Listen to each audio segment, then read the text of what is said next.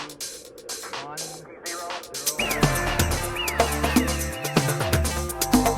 Uno, dos, tres, cuatro.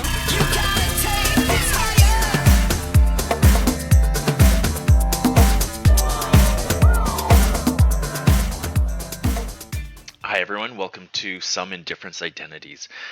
Today's one of the more challenging lessons that we're going to have for Pre-Calculus 12, and I wanted to take us through a little bit in terms of how we come up with the identities, but ultimately, in order to be able to derive the identities, I highly encourage you turn to Michelson page 327, and you'll get a much better sense in terms of how to derive them when you take some university math courses.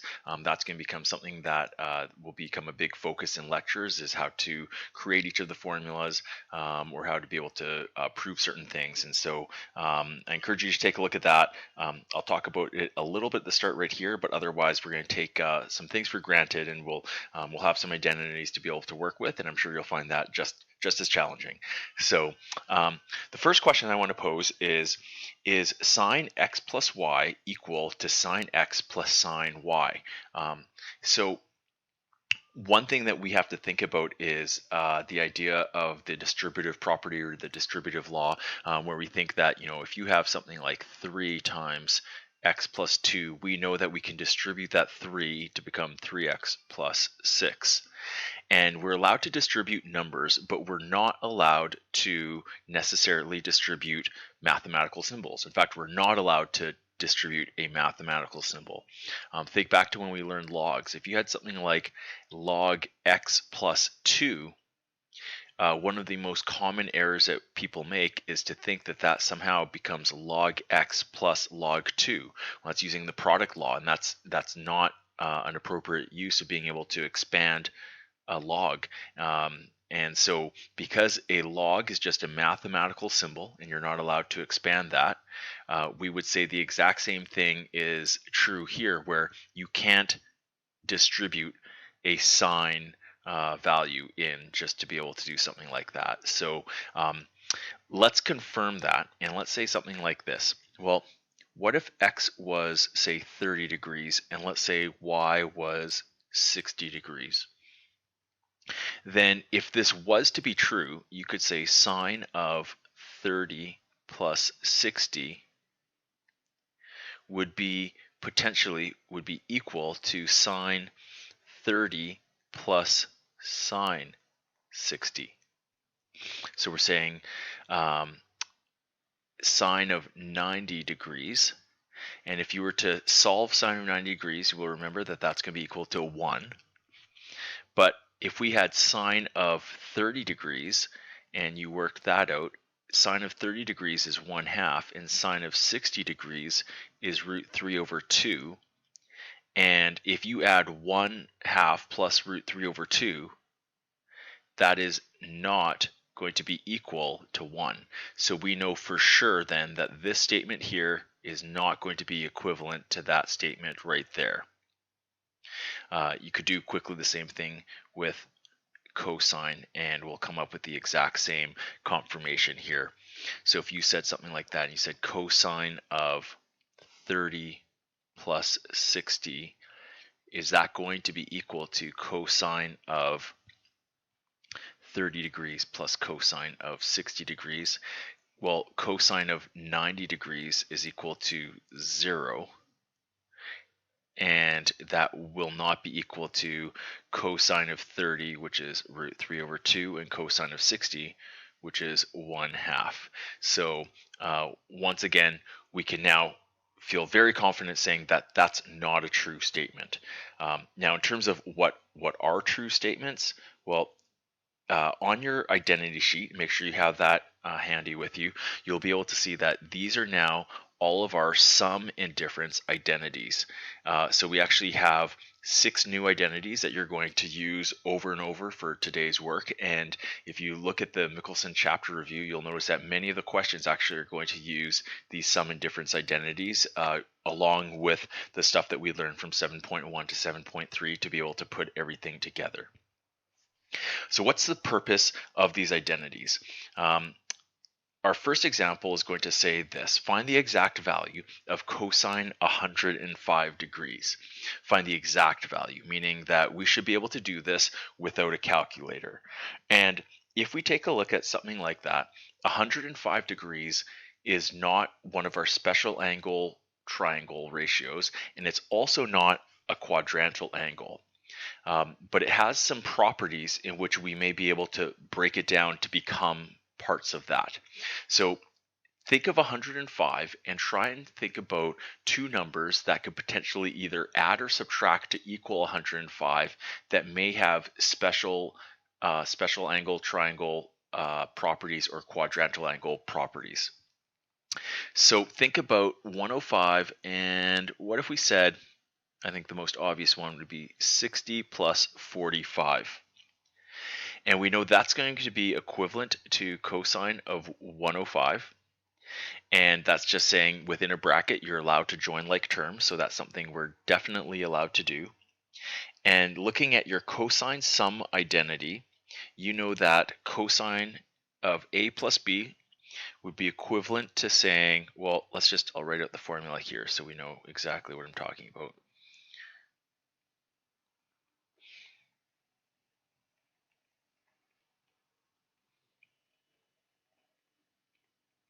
Okay, so based off of that, we can now say if our A value here is 60 degrees and our B value is 45 degrees, we could write out cosine of 60 cosine of 45 minus sine of 60 sine of 45. And then based off of that, we just have to find out what each of these four values are and then try to simplify it as best we can, ideally as a single fraction. So if we can graph a 60-degree angle right here, let's actually graph a 45-degree angle right here.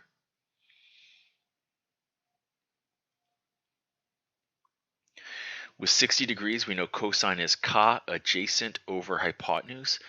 And so we're going to get 1/2 right here. And for sine of 60, we would get root 3 over 2. Cosine of 45 is going to be ca adjacent over hypotenuse 1 over root 2. Sine is also 1 over root 2.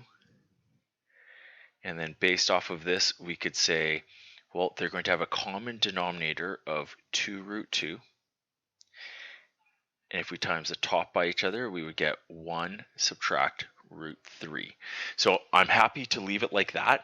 I'm not sure if Michelson rationalizes the denominator in the back, so just understand that this is a very good answer. If you chose to times by root 2 and by root 2 to be able to try to rationalize the denominator, you could also accept root 2 minus root 6 over 2 times 2, so over 4. Both are acceptable solutions. And so that is our new exact solution for something that now isn't a special triangle or isn't a quadrantal angle immediately. So we can now expand upon things that we can do without a calculator. If you feel confident about that, we can try something in radians right away. And if you think that you might have an idea of what to do here, we have cosecant of pi over 12. And so this example is going to still use the same idea, but there is no cosecant sum or difference identity. So what you want to be able to think about is the idea that cosecant theta, cosecant theta is equal to 1 over sine theta. So in other words, cosecant of pi over 12 is going to be equivalent to 1 over sine pi over 12. Now, pi over 12, you could, if you want, you could convert it to degrees. I'd rather you not. We want to think more radians than anything else, but if you had converted it to degrees, it would be 15 degrees.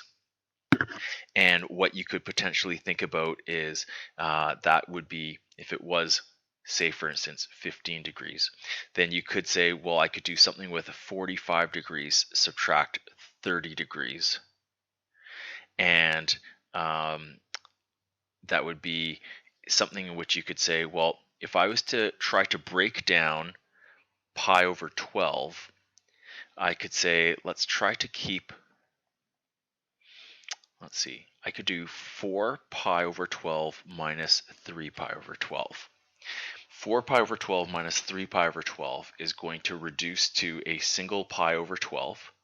And that works out really nicely because we know 4 pi over 12 is equivalent to saying pi over 3. And we know that 3 pi over 12 is equivalent to saying pi over 4. So we could do something like that to be able to come up with it. If you wanted to be consistent with the example that we had used right here, then another example is you could have also said 3 pi over 12 minus 2 pi over 12 will also equal a single pi over 12, knowing that 3 pi over 12 is pi over 4, which was our 45 degrees, and 2 pi over 12 can reduce to pi over 6, which was our 30 degrees, and so something like that will work as well.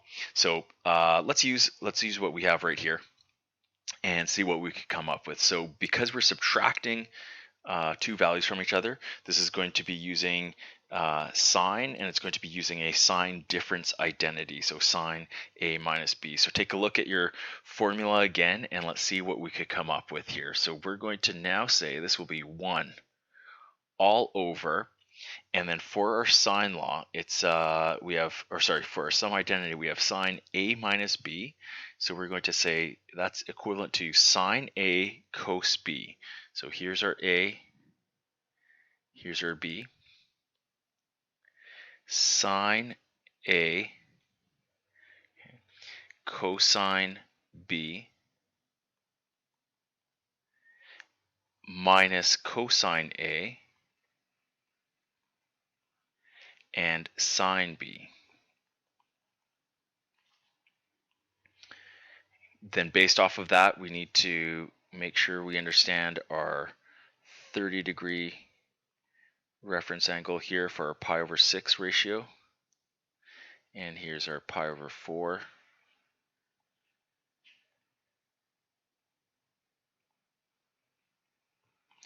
And then we can fill in each of these 4 ratios.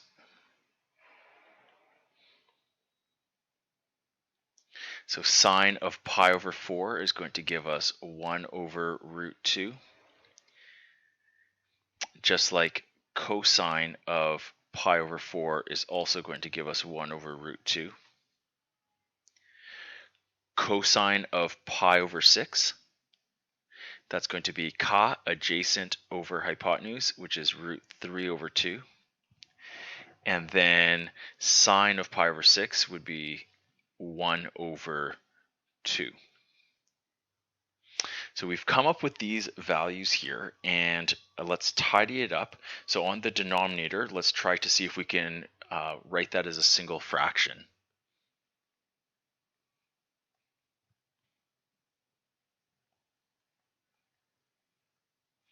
And we could by saying it's 1 over root 3 minus 1 over 2 root 2. We don't want to have a fraction over a fraction, so let's multiply by its reciprocal. And so if we multiply by the reciprocal, 2 root 2 over root 3 minus 1, then we would come up with something where our final answer is just going to be 2 root 2 over root 3 minus 1. So once again, I think that's a great final answer. If you choose to leave it like that, then that's great. If you choose to rationalize the denominator and times it by its conjugate of root 3 plus 1, you could do that, and then you can come up with a solution from there. But both, I'll accept either or. Example 3 looks really daunting. If you take a look at it, it doesn't look like something that you could easily be able to solve, but if you look at your tan sum and difference identities, then you'll notice that it takes on a really familiar form. So I'm just going to write out what our tan difference identity is. So we know that, we know that tan of A minus B is equivalent to tan A minus tan B all over 1 plus tan A tan B. And the form that we have in this expanded form on the right, well, it matches up with everything that we have in this question. So our A value is actually represented here by a 2 pi over 5, and our B value is represented by a 3 pi over 20. So what we end up creating is something that could say tan of 2 pi over 5 minus 3 pi over 20. We could get a common denominator, so we can times the bottom left here by 4, the top by 4. So we would get 8 pi minus 3 pi over 20, which would equal tan of 5 pi over 20, which could be simplified to pi over 4. And tan of pi over 4, if they're asking us to fully simplify it, we actually can do that by drawing out our special angle triangles and knowing that tan of pi over 4, opposite over adjacent, believe it or not, this whole confusing looking statement is just equal to 1. Okay, so when you see a question that may look tougher, like this one did, sometimes those are the questions that aren't as tough as some of the ones that look more innocent, like example 2. That was a tough one, example 2 right there. All right, let's see what we have. This is a really common question. So regardless if you go to Collingwood or if you go to another school, this is a question that shows up quite frequently in terms of assessments. So here's what we have. They're telling us that we have the sine addition identity. So we know that we're going to have something in the form of sine A plus B, which is going to be equal to, well, let's see, sine A plus B can expand to say sine A cosine B plus cosine A sine B.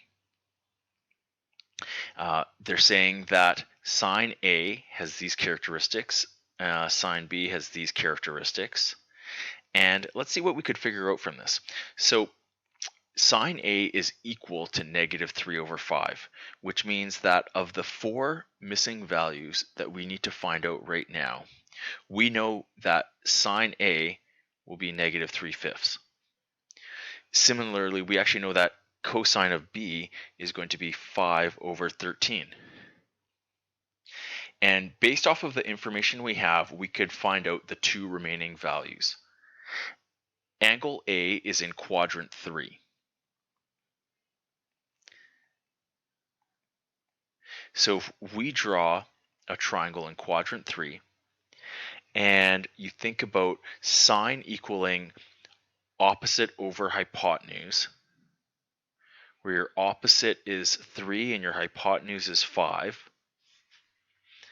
then we could figure out what our adjacent is by doing Pythagoras, and it turns out to be part of our 3-4-5 ratio,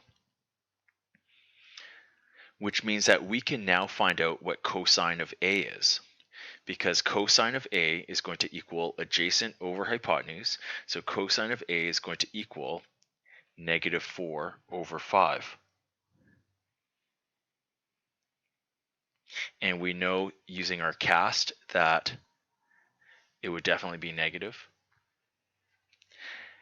And then we can find out sine B, knowing that cosine of B is in quadrant 4. And it's in quadrant 4 with a ratio of saying cosine is ca adjacent over hypotenuse, 5 over 13. We could do Pythagoras to find out the other side, or we could know that's also a Pythagorean triplet, where it's going to be 5, 12, 13. So to find out what our sine ratio is going to be, sine is so opposite over hypotenuse, it's going to equal negative 12 over 13. And now we just have a fraction question. They actually share a common denominator already of 5 and 13. So if you multiply 5 and 13 by each other, we get 65. And then on the top here, we get negative 15. And then over here, we get positive 48. So then if we join that together, we would get 33 over 65. And that is going to be our full ratio for what we have right there. Okay, so a little bit of a unique style of question, but it's something that just say shows up fairly frequently.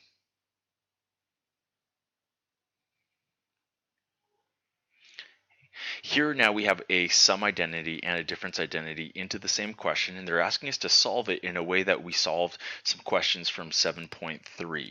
This is going to take a little bit of time because you have to now expand a sum identity and you have to expand the difference identity and then put everything together and then find out what it all equals. So I would pause the video right now and I would try this on your own. See if you could expand each of that, join some like terms, see what it becomes, and I bet that you probably have the tools to be able to do this on your own already. Okay, so here we go. Here's our A, here's our B, here's our A, here's our B. So for our addition identity right here, we're just going to rewrite that where we're going to say this is going to be sine x cosine of pi over 4 plus cosine x sine of pi over 4.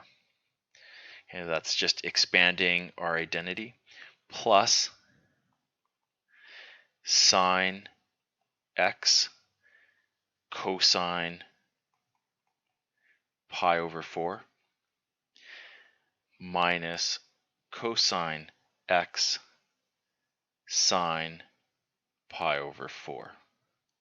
And all of that is going to be equal to negative 1. On the side here, we need to be able to solve for sine of pi over 4 and cosine of pi over 4. And they actually, you've probably done this a few times, they equal the same thing because it's at our 45-degree angle. So it would equal 1 over root 2 for both cases. So now we're going to rewrite this where wherever you see a cosine of pi over 4 or a sine of pi over 4, rewrite it as 1 over root 2. So we would have something that would say sine, whoops, that says 6. Sine x 1 over root 2 plus cosine x 1 over root 2 plus sine x 1 over root 2 minus cosine x times 1 over root 2 all equals negative 1. I would now look to see what we could join in terms of potentially some like terms. So here's our cos x's, and if you have cos x times 1 over root 2, that's the same as saying 1 over root 2 cos x. So basically we have 1 over root 2 cos x subtract 1 over root 2 cos x, which means that these will reduce with each other and they'll eliminate each other. And here, if you have sine 1 over root 2 plus sine over root 2, we could actually add those together. We have like terms, so we have two of them. We have 2 sine 1 over root 2's, sine x equals 1 over root 2's equals negative 1 right here. So based off of this, let me just clean this up a little bit. Let's divide by 2, and we could say sine x times 1 over root 2 equals negative 1 over 2. And then let's times both sides by a root 2. and we would create something now that would say sine x, which we have isolated here, is going to be equal to negative root 2 over 2. We've seen this before. This is one of those awkward forms where basically we have to understand that having something that says root 2 over 2 is a rationalized denominator that would be equivalent to saying negative 1 over root 2. These are equivalent forms. If you were to rationalize this denominator times that by root 2 times that by root 2, you would come up with the exact same thing. And that helps us out because now if we want to be able to solve for this, and we know that sine is negative in this example, and it's negative in quadrant 3 and quadrant 4 between our 0 and 2 pi, then we could draw a triangle here, draw a triangle here. We have 1 root 2, 1 root 2. And this is going to give us something in which we have a pi over 4 special angle triangle. So over there, if we want to figure out where do our terminal arms go all the way over to get to here, or all the way over to get to here, it would be a full pi plus a pi over 4. And that is going to equal, I'm just going to write the answer up here, pi plus pi over 4. So we're going to get 5 pi over 4 as one of our solutions. And then for our second solution, we're going to go over the entire 2 pi, subtract a quarter of a pi, and we get 7 pi over 4. So these are the two solutions that we have right there. Okay. Probably not the neatest work. If I was marking this and I was trying to follow my work, I'm not sure if I'd be too happy with myself. Okay, anyways, two solutions, 5 pi over 4, 7 pi over 4. Okay, we got a couple final examples left right here. Okay, for this next one here where you have a tan identity, why don't you see if you can expand that, do the algebra, and see what you could come up with for something like that. Here we have 2 tan x. Okay. And then for the tan identity, again, here's our a value, here's our b value right here. And if we expand that, then that's going to say something like this. Tan A minus tan B, so tan pi minus tan x. Okay. Sometimes instead of saying tan x, I just say tanks, but then everyone always says, you're welcome. Okay. Tanks, okay. Okay, maybe not my best, okay. So then if we have something here, we could say on the bottom, we would have 1 plus tan A tan B. Okay, so tan A tan B. Okay, tanks again. All right, let's see. This is all equal to root 3. Let's find out what tan of pi is.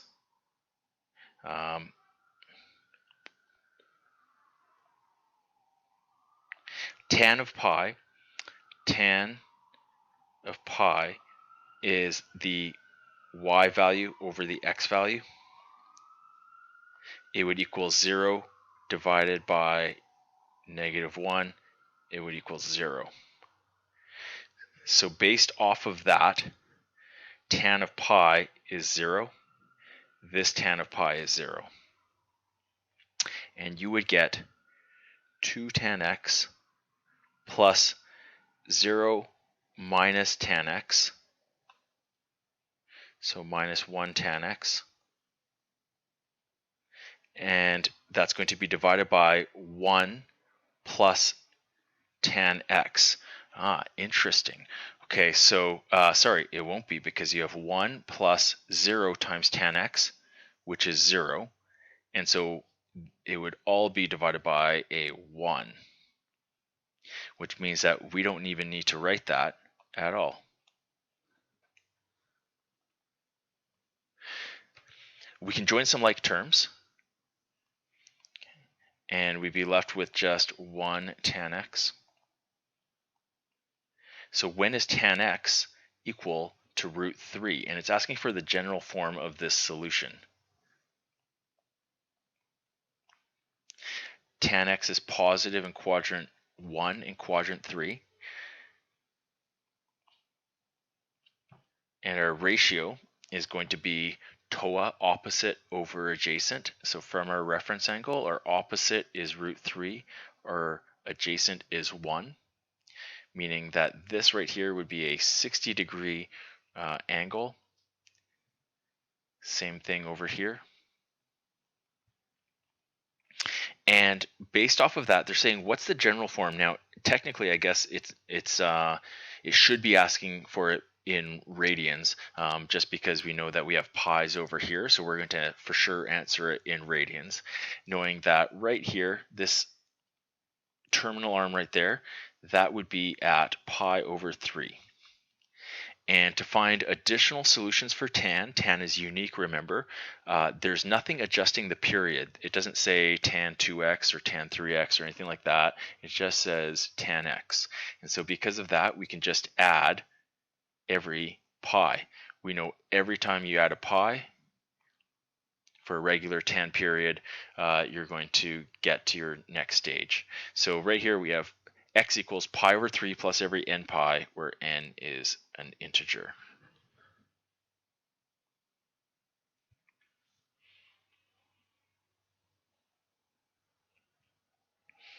Okay, final example of the day. I know these are some challenging questions today. I would look at something like this, and I think that could be pretty intimidating. In fact, you may look at it and say, like, I don't even know where to start. There's so many different pieces to something like this. It seems like a common thing for us to always ask is there anything that you can factor? And if we take a look at this first term here and this second term here, right now we have a 3 root 2 that they share in common. And so you could factor out that 3 root 2, and I think that's going to help us out a whole lot. So let's factor out 3 root 2, and then we be left with sine 2x, cosine pi over 4,